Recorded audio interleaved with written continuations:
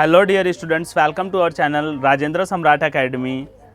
आज हम पढ़ेंगे क्लास 9 का जो हमारा सेकंड चैप्टर हिस्ट्री का सेकंड चैप्टर चल रहा था, उसी में आगे हम पढ़ रहे हैं थर्ड टॉपिक। हमारा जो है थर्ड टॉपिक को हम पढ़ेंगे पेट्रोग्राद में फरवरी क्रांति। अभी तक जो हमारा सेकंड था रूसी क्रांति हो गई थी, और उसके पहले जो चल रहा था हमारा सामाजिक परिवर्तन का युग था, पहला पॉइंट हमारा। दूसरे में हमने किया रूस की क्रांति, और थर्ड जो टॉप पार्ट है हमारा उसमें हम करेंगे पेट्रोग्राद में फरवरी क्रांति। ठीक है, तो ये पूरा वही चैप्टर है, यूरोप में समाजवाद एवं रूसी क्रांति है। उसी में हम कई पार्ट है, तो कई पार्ट को एक एक पार्ट वीडियो में हम कवर करने की कोशिश कर रहे हैं, जिससे आराम से आप लोग पढ़ पाओ। ठीक है, so let's start the chapter. बेटा जो वीडियो हम लोग डाल रहे हैं इसमें ये मत देखो कि हाँ कि मतलब चैप्टर वाइज स्क्रीन पे आ रहा है, हम स्क्रीन पे नहीं आ रहे। बस आपको करना क्या है कि फुल बुक के चैप्टर हैं, पार्ट्स वाइज समझा एक्सप्लेन किए जा रहे हैं। उसमें करना क्या होता है, तुम्हें देखो कि प्ले कर दिया तुमने, वीडियो प्ले कर दी, वहाँ बैठो, उसको देखते रहो, बुक से ही है। अगर नहीं देख रहे हो तो कम से कम उसको पूरा सुन डालो। फुल वीडियो सुनोगे तो आपको एक्सप्लेन किया जा रहा है पूरा चैप्टर में, बीच बीच में बहुत सी चीज़ें एक्सप्लेन की जा रही है जो आपके लिए बहुत ज़्यादा इंपॉर्टेंट है, एग्जाम के थ्रू भी और समझने के लिए भी। चैप्टर को अच्छे से समझ में आएगा। पूरी वीडियो देखो, पूरी वीडियो कम से कम सुन डालो, एक बार दो बार में चैप्टर क्लियर हो जाएंगे आपके पूरे चैप्टर। कहीं से भी कुछ नहीं छूट रहा है इस चैप्टर में जो हम कवर करा रहे हैं पार्ट वाइज। तो कोशिश करो कि पूरी वीडियो देखो, जिससे अच्छे से चैप्टर क्लियर हो जाए। ना हो तो चला के अगर आपने वीडियो प्ले कर दिया है तो उसको कंसंट्रेशन वीडियो पर रखो, ध्यान से सुनते रहो, अपना वर्क कर रहे हो, कुछ भी कर रहे हो, साथ में क्लियर हो जाएगी। ठीक, कोई सा भी टॉपिक तुम्हारा रह जाता है तो हमें कमेंट कर सकते हो, हमें बता सकते हो, क्लास में पूछ सकते हो, सब चीज़ क्लियर करेंगे। सो आते हैं हम चैप्टर पे अपने। सन 1917 की सर्दियों में, 1917 की बात है, जब सर्दी तो होती है, ठीक, सर्दियों की बात कर रहा है। सर्दियों में राजधानी पेट्रोग्राद की हालत बहुत ख़राब थी। पेट्रोग्राद जो शहर था उसकी हालत बहुत ज़्यादा ख़राब हो चुकी थी। क्यों? क्योंकि क्रांतियाँ वगैरह हो रही थी इतनी। ऐसा लगता था मानो जनता में मौजूद विभिन्नताओं को ध्यान में रखकर ही शहर की बनावट तय की गई थी। वहाँ ऐसे दिखा जाता था कि मतलब जो शहर की बनावट है वो ऊंच नीच छुआछूत देख के, मतलब अमीरी गरीबी को देख के उस हिसाब से इसे बनाया गया था। मज़दूरों में क्वार्टर और कारखाने नेवी नदी के दाएं तट पर थे। कह रहे हैं मज़दूरों के जो क्वार्टर थे और कारखाने थे वो नेवी, एक नदी थी वहाँ की, एक नदी है जिसका नाम नेवी है। नदी के कौन से तट पर था? दाएं। ठीक, दाएं मतलब राइट। ठीक, और बाएं किनारे पर फैशनेबल इलाके थे, मतलब रईस इलाके। ठीक ना, महंगे पॉश इलाके जो कहा जाता है, बढ़िया बढ़िया घर, विंटर पैलेस और सरकारी इमारतें थी। नदी के उस पार बेचारे गरीब लोग और फैक्ट्रियां जहाँ वो काम करते थे, और जो अमीर लोग थे, जो मालिक लोग थे, वो कहाँ रहते थे? नदी के इस पार रहते थे। ठीक, जिस महल में ड्यूमा की बैठक होती थी वह भी इसी तरफ था, और जो ड्यूमा थी वो भी कहाँ थी? उसी साइड थी, नदी के बाएं तट पे। फरवरी में मजदूरों के इलाके में खाद्य पदार्थों की भारी कमी पैदा हो गई। अब जब वहाँ पे क्रांतियाँ होने शुरू हो गई, सारी चीज़ बर्बाद हो रही थी, तो फिर क्या हो रहा था कि अब उनकी खाने की जो खाद्य सामग्रियाँ थी उसमें कमी आने लगी तो परेशान होने लगे। उस साल ठंड भी क्या थी? कुछ ज़्यादा पड़ी थी। भीषण कोहरा और बर्फबारी हुई थी। संसदीय प्रतिनिधि चाहते थे कि निर्वाचित सरकार बची रहे, इसलिए वह जार द्वारा ड्यूमा को भंग करने के लिए की जा रही कोशिशों का विरोध कर रहे थे। अब जो निर्वाचित लोग थे वो चाहते थे कि संसद बनी रहे। ठीक, ड्यूमा जो संसद थी वो बनी रहे, और जो राजा चाहता था कि उसे भंग कर दें, क्योंकि 2 बार भंग कर चुका था, 75 दिन और 3 महीने में।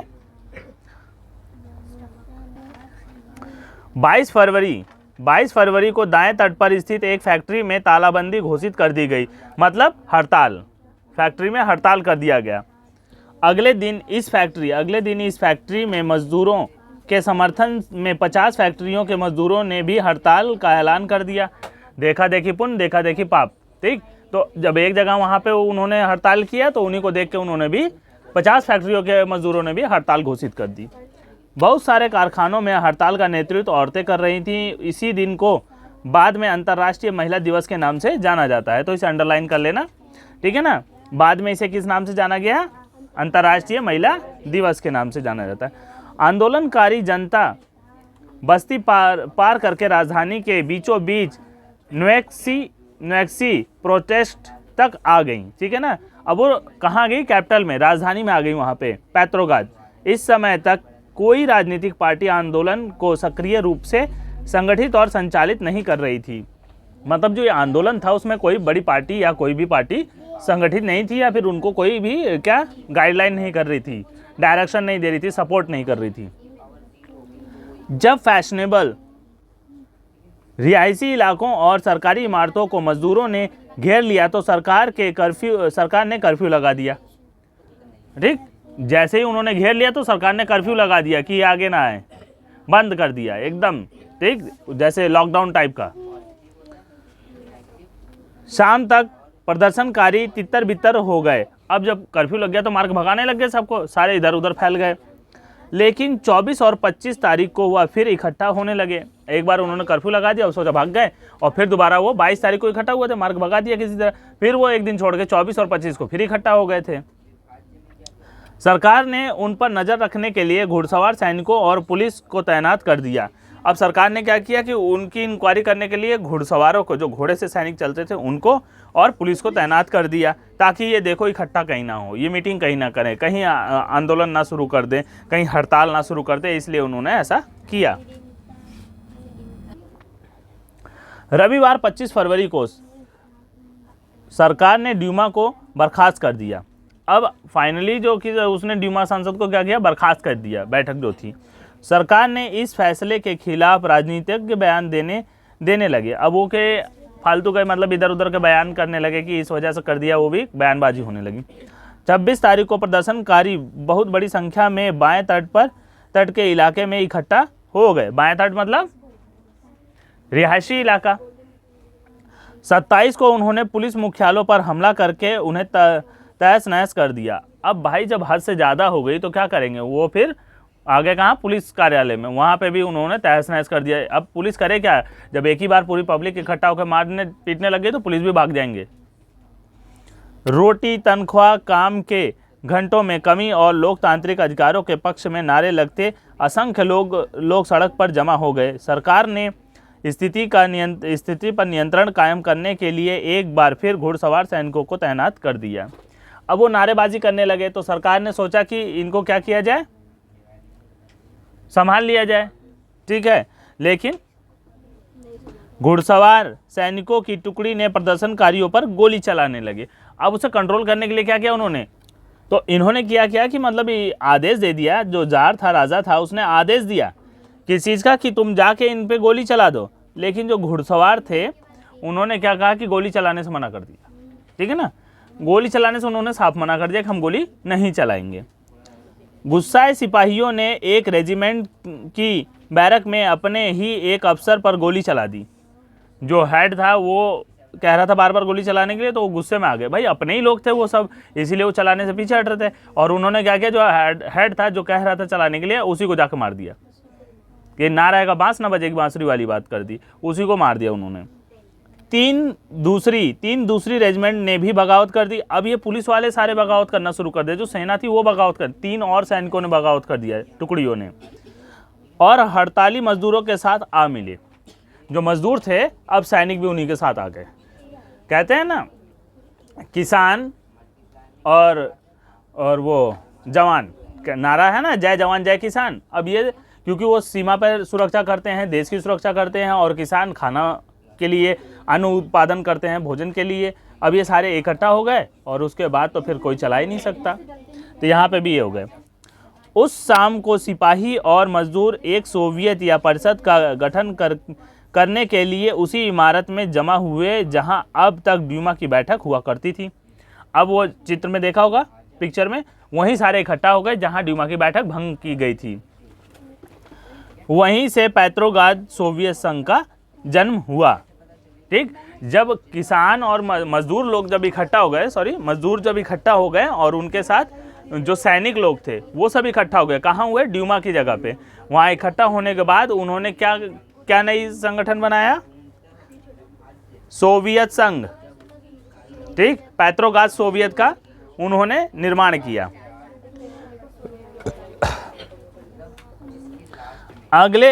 अगले दिन एक प्रतिनिधि मंडल जार से मिलने गया। अब उनका एक लीडर गया राजा से मिलने कि भाई अब क्या कह रहा है, अब तो सारा चीज हमारे हवाले है। सैनिक कमांडरों ने उसे सलाह दी कि वह राजगद्दी छोड़ दे। कहा तुम राजगद्दी छोड़ दो, नहीं तो अब चलेगी नहीं, लोकतंत्र रुक जाएगा। उसने कमांडरों की बात मान ली और 2 मार्च को गद्दी छोड़ दी। सोवियत और ड्यूमा के नेताओं ने देश का शासन चलाने के लिए एक अंतरिम सरकार बना ली। अब 2 ड्यूमा के जो नेता थे वो और सोवियत वाले, ठीक, इन सब ने मिलकर क्या किया, एक सरकार बना ली। तय किया गया कि रूस के भविष्य के बारे में फैसला लेने की जिम्मेदारी संविधान सभा को सौंप दी जाए। रूस की जो जिम्मेदारी है उसका आगे का फैसला फ्यूचर के लिए, ताकि तरक्की कर अच्छा बने, उसको किसके ऊपर छोड़ दिया, संविधान सभा के ऊपर। उनका चुनाव सार्वभौमिक वैश्विक मताधिकार के आधार पर किया जाएगा। फरवरी 1917 में राजशाही को गद्दी से हटाने वाली क्रांति का झंडा पेट्रोग्राद की जनता ने हाथ में था, ठीक। 1917 में जो राजशाही थी उसको खत्म करने के लिए क्या था, झंडा पेट्रोग्राद की जनता के हाथ में था। जनता ने उसका क्या कर दिया, विरोध कर दिया कि अब राजतंत्र नहीं चलेगा, अब सिर्फ चलेगा तो लोकतंत्र। अब यहाँ पे दिया गया है कुछ फरवरी में क्रांति में महिला का योगदान। महिलाएं क्या करती थी, महिलाएं कामगार अक्सर अपने पुरुष सहकर्मियों को प्रेरित करती थी कि लॉरेंस टेलीफोन फैक्ट्री में मार्स वासिलेवा ने लगभग अकेले ही एक सफल हड़ताल को अंजाम दिया था। उसी दिन सुबह को महिला दिवस समारोह के मौके पर महिला कामगारों ने पुरुष कामगारों को लाल पट्टियां बांधी। इसके बाद मिलिंग मशीन ऑपरेटर का काम करने वाली मार्फा वासिलेवा ने काम रोक दिया और आनन फानन हड़ताल का आह्वान कर दिया। मतलब तुरंत, आनन फानन मतलब जैसे एकदम सडनली। काम पर मौजूद मजदूर उसके समर्थन को पहले ही तैयार थे, उसके सपोर्ट में थे। फॉरमैन ने इस बारे में प्रबंधकों को सूचित कर दिया। जो वहाँ का सुपरवाइजर था उसने बता दिया कि ये क्या हड़ताल हो गई, और उसके लिए पाव रोटी भिजवाई। हड़ताल हो गई और पाव रोटी भिजवा दी। उसने पाव रोटी तो ले ली लेकिन काम पर लौटने से इनकार कर दिया। जो लेडीज थी, क्या नाम था, मार्फा, उसने पाव रोटी तो ले ली, मार्फा वासिलेवा, ठीक, उसने जो ब्रेड थी खाने के लिए तो ले ली लेकिन काम पे जाने से इनकार कर दिया। जब प्रशासक ने उससे पूछा कि वह काम क्यों नहीं करना चाहती तो उसने पलटकर जवाब दिया, जब बाकी सारे भूखे हों तो मैं अकेले पेट भरने की नहीं सोच सकती। मतलब सामाजिक सोच थी उसकी कि सभी लोग भूखे मरे तो मैं अकेले पेट भर के क्या करूं। यहाँ तो क्या करते हैं सब, हड़ताल हो गया, सुपरवाइजर को कह देंगे ऐसा है, ठेकेदार जो उनका होता है, अरे ले ना तू 10,000 की जगह 20,000 ले, तुझे दिक्कत है तू मुझे बता। कंपनी मालिक से वो मिल जाता है, लीडर होता है मजदूरों का कहता काम पे चलो, तो वो अपने पेट भरने के काम सोच लेता है लेकिन उन लोगों को भूखा मार देता है। तो यहाँ पे इसने ऐसा नहीं किया। मार्फा के समर्थन में फैक्ट्री के दूसरे विभाग में काम वाली महिलाएं भी इकट्ठा हो गईं और धीरे धीरे बाकी सारी औरतों ने भी काम रोक दिया। जल्द ही पुरुषों ने भी औजार जमीन पर डाल दिया और पूरा हुजूम सड़क पर निकल आया, ठीक। तो महिलाओं ने यहाँ पे क्या किया, बढ़ चढ़ के भाग लिया था। महिलाओं ने बहुत ज्यादा इसमें समर्थन किया था। उसके बाद आती है फरवरी के बाद, ठीक है ना, जो क्रांति हुई फरवरी में, उसके बाद क्या हुआ, रिजल्ट क्या मिला, ठीक। अंतरिम सरकार ने सैनिक अधिकारी, भूस्वामी, उद्योगपति प्रभावशाली थे, ठीक है। उसमें सरकार में क्या थे, सैनिक अधिकारी थे क्योंकि सैनिक और सेना और सारी आके मिल गए थे, लीडर आके मिल गए थे सेना के, और भूस्वामी जमींदार भी थे उसमें, और उद्योगपति बिजनेसमैन भी उसमें आ गए थे क्योंकि तो अब तो राजा का काम खत्म। उनमें उदारवादी और समाजवादी जल्दी से जल्दी निर्वाचित सरकार का गठन चाहते थे, और उदारवादी थे और जो समाजवादी थे वो चाहते थे कि कोई सरकार जल्दी से बन जाए ताकि सही से डायरेक्शन हो सके। जनसभा करने और संगठन बनाने पर लगी पाबंदी हटा ली गई कि तुम जनसभा कर सकते हो, तुम्हें छूट है, और संगठन बना सकते हो। हालांकि निर्वाचन का तरीका सब जगह एक जैसा नहीं था, लेकिन पेट्रोग्राद सोवियत की तर्ज पर सब जगह सोवियतें बनने लगी। यानी हर जगह सिलेक्शन का तरीका एक जैसा नहीं था, जैसे वोटिंग कर करके, लेकिन उसके आधार पे जो कि हर जगह क्या सोवियत संघ बनने लगी। अप्रैल 1917 में बोल्शेविकों के निर्वासित नेता व्लादिमीर लेनिन रूस लौट आए। ठीक है, अब जो इनके जो नेता थे व्लादिमीर, वो कहाँ हो गए, वापिस रूस लौट आए। लेनिन के नेतृत्व में बोल्शेविक 1914 से ही युद्ध का विरोध कर रहे थे। जो बोल्शेविक थे ये युद्ध का विरोध कर रहे थे। उनका कहना था कि अब सोवियतों को सत्ता के हाथ में ले लेनी चाहिए। कह रहे सोवियतों को क्या है, सत्ता हाथ में ले लेनी चाहिए। लेनिन के बयान दिया, जो लेनिन था, लेनिन ने बयान दिया कि युद्ध समाप्त किया जाए, सारी जमीन किसानों के हवाले की जाए और बैंकों का राष्ट्रीयकरण किया जाए। राष्ट्रीयकरण मतलब होता है कि एक, ठीक, अब जैसे अभी हम क्या करते हैं, यहाँ से पैसा करते किसी भी एटीएम से निकाल सकते हैं। ठीक, अभी बीच में क्या हुआ था, छोटे छोटे बैंक बड़े बैंक में मर्ज हो गए थे ना, यही होता है राष्ट्रीयकरण। ठीक, अब क्योंकि छोटे छोटे बैंक, फिर अगर तुम्हारा खाता कहीं गांव में है, छोटी ग्रामीण शाखा में है, और वहाँ से तुम कहीं और जाओ पैसा, तो उसका खाता काम ही नहीं करता है। अब वो बड़े बैंक में मर्ज हो गया, तो उसके अकॉर्डिंग तुम वहाँ जाके, उसकी ब्रांच है तो वहाँ से पैसा निकाल सकते हो, कोई सा भी काम कर सकते हो, ये फायदा हो जाता है। तो बैंकों का राष्ट्रीयकरण भी कब हो गया, 1914 में। ये कहाँ, रूस में हुआ था, इंडिया की नहीं। इन 3 मांगों को लेनिन की अप्रैल थीसिस के नाम से जाना जाता है। ठीक है, जो 3 मांग थी उनको क्या कहा जाता है, लेनिन की अप्रैल थीसिस। ठीक, जरा एक बार फोकस करते हैं कौन सी 3 मांगे थी। यहां से देखो कौन कौन सी थी। लेनिन ने कौन सा बयान दिया कि युद्ध समाप्त कर दिया जाए, नंबर 1 सारी जमीन किसानों के हवाले की जाए, और तीसरी बैंक का राष्ट्रीयकरण किया जाए। यही अप्रैल थीसिस में जोड़ी जाती है। ठीक है ना, यही उसकी 3 डिमांड थी। उन्होंने ये भी सुझाव दिया कि अब हमें रेडिकल उद्देश्यों को स्पष्ट करने के लिए बोल्शेविक पार्टी का नाम कम्युनिस्ट पार्टी रख दिया जाए। ठीक है ना, जो वो थे कि रेडिकल जो थे, कम्युनिस्ट पार्टी, बोल्शेविक की जो पार्टी थी उसको कहा कि कम्युनिस्ट पार्टी रख दिया जाए। अब रेडिकल कौन थे, परिवर्तनवादी। बोल्शेविक पार्टी के ज़्यादातर लोगों को अप्रैल थीसिस के बारे में सुनकर काफ़ी हैरानी हुई। जो बोल्शेविक के लोग थे उनको अप्रैल थीसिस जो 3 शर्तें थी उसको सुनकर बड़ी हैरानी हुई।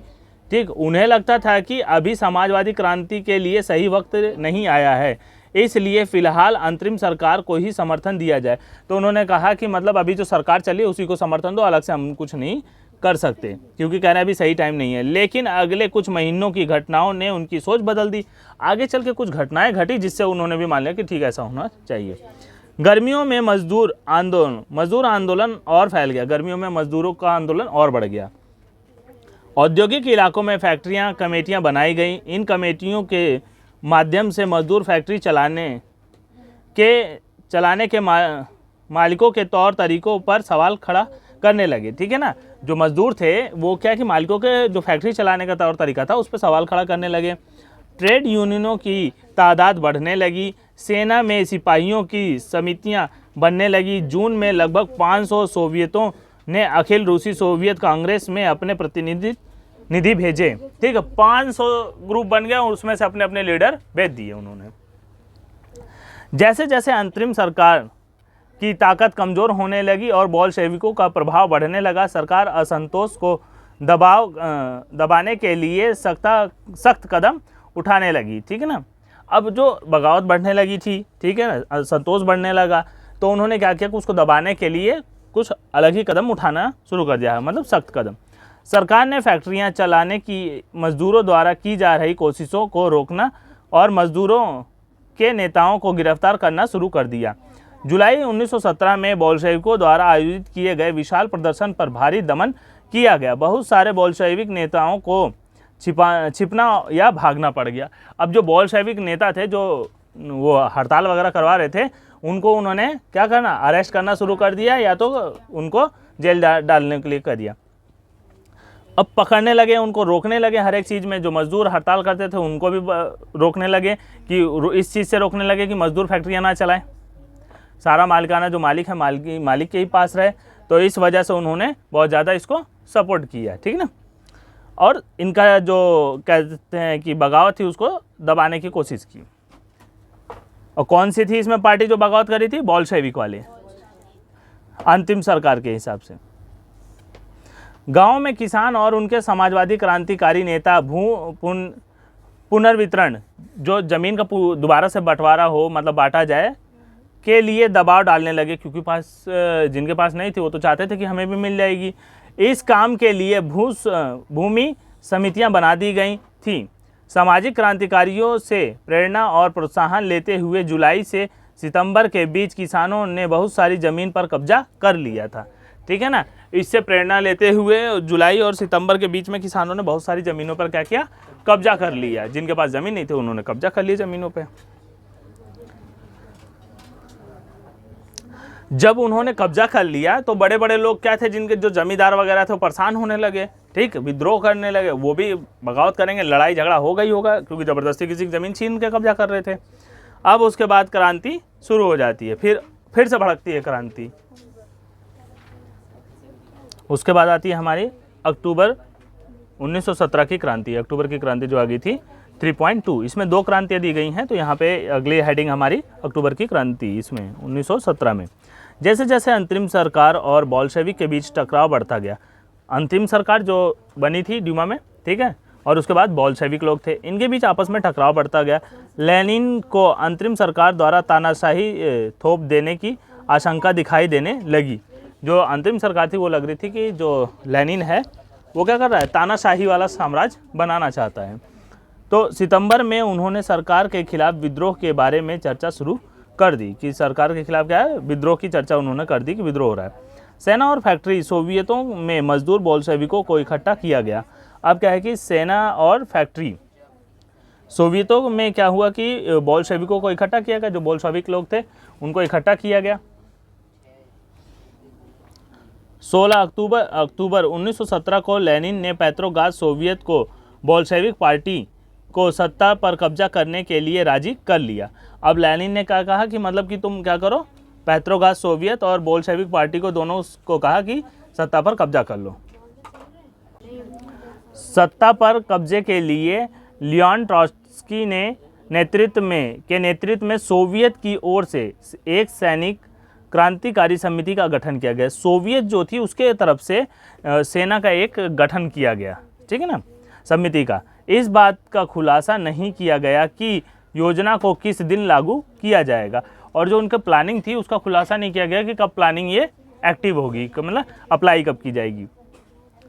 24 अक्टूबर को विद्रोह शुरू हो गया।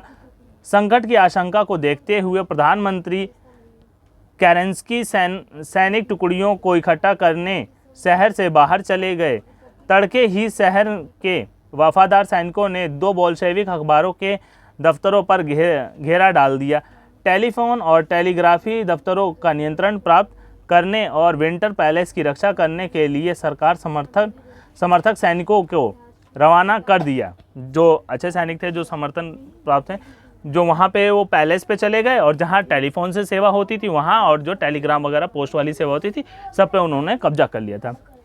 पलक झपकते ही क्रांतिकारी समिति ने भी अपने समर्थकों को आदेश दिया और सरकारी कार्यालयों पर कब्जा कर लिया। जैसे ही उन्हें पता लगा तुरंत उन्होंने भी क्या किया? कब्जा कर लिया सरकारी दफ्तरों पे। वही चालाक बन रहे थे तो इन्होंने भी चालाकी दिखा दी। इन्होंने प्लानिंग तो कर ही ली थी, बस खाली एक्टिव करने थे, बिना बताए। बस जैसे पता चला तुरंत कहा एक्टिव करो, जाओ अटैक करो, और उन्होंने जाते तुरंत सरकारी दफ्तरों पर कब्जा कर लिया और मंत्रियों को गिरफ्तार कर लिया। जो वहाँ उसके मंत्री वगैरह थे उनको गिरफ्तार कर लिया। उसी दिन अरोरा नामक युद्धपोत ने विंटर पैलेस पर बमबारी कर दी, ठीक है ना। अरोरा नामक जो युद्धपोत था, युद्धपोत पर उस युद्धपोत ने क्या किया था? उस पर पैलेस पे बमबारी करना शुरू कर दिया था। अन्य युद्धपोतों ने नेवा के रास्ते से आगे बढ़ते हुए विभिन्न सैनिक ठिकानों पर अपने नियंत्रण में ले लिए। जो विभिन्न सैनिक ठिकाने थे उनको भी अपने क्या हुआ? कंट्रोल में ले लिया। शाम ढलते ढलते पूरा शहर क्रांतिकारी समिति के नियंत्रण में आ चुका था और मंत्रियों ने आत्मसमर्पण कर दिया था। पेट्रोग्राद में अखिल रूसी सोवियत कांग्रेस की बैठक हुई जिसमें बहुत से बोल्शेविकों की कार्रवाई का समर्थन किया। बहुत से बोल्शेविकों ने क्या किया? बहुमत ने बोल्शेविकों का समर्थन किया, बहुत लोगों ने उसका समर्थन कर दिया। अन्य शहरों में भी बगावतें होने लगी, दोनों तरफ से जमकर गोलीबारी हुई, खास तौर से मास्को में। लेकिन दिसंबर तक मास्को पेट्रोग्राद इलाके पर बोल्शेविकों का नियंत्रण स्थापित हो चुका था। मॉस्को और पेट्रोग्राद पे किसका हो गया था? बोल्शेविकों का नियंत्रण हो चुका था, कंट्रोल में आ गए थे बोल्शेविकों के। यहाँ पे दिया गया है कुछ महत्वपूर्ण तिथियाँ। 1850 से 1880 में रूस में साम्राज्यवाद पर बहस। 1898 में Russian social democratic workers party की स्थापना हो गई। 1905 में खूनी रविवार और 1905 की क्रांति। 1917 में 2 मार्च जार द्वारा पद त्याग, 2 मार्च को उसने इस्तीफा दे दिया था। 24 अक्टूबर को पेट्रोग्राद में बोल्शेविकों का विद्रोह हुआ था। 1918 में 1920 तक गृह युद्ध चला था। 1919 में कॉमिंटर्न का गठन हुआ था और 1929 में सामूहिकीकरण की शुरुआत हो गई थी। 1929 में वो सामूहिकीकरण होना शुरू किया था। उसके बाद आती है चौथा हमारा पार्ट है जो अक्टूबर क्रांति के बाद का बदलाव। अभी तक जो अक्टूबर की क्रांति हुई, इतनी सब लड़ाई झगड़े हुए, सत्ता पलट गई, इतने सब संगठन थे, सारा चीज़ उथल पुथल होने के बाद जो अक्टूबर क्रांति कही गई, उसके बाद क्या हुआ, बदलाव क्या है? इतनी सब मेहनत की गई तो आखिर क्या फ़ायदा मिला उसका, उन्होंने क्या बदलाव दिखाया, तो इसको हम पढ़ेंगे नेक्स्ट पार्ट में। Okay, bye students.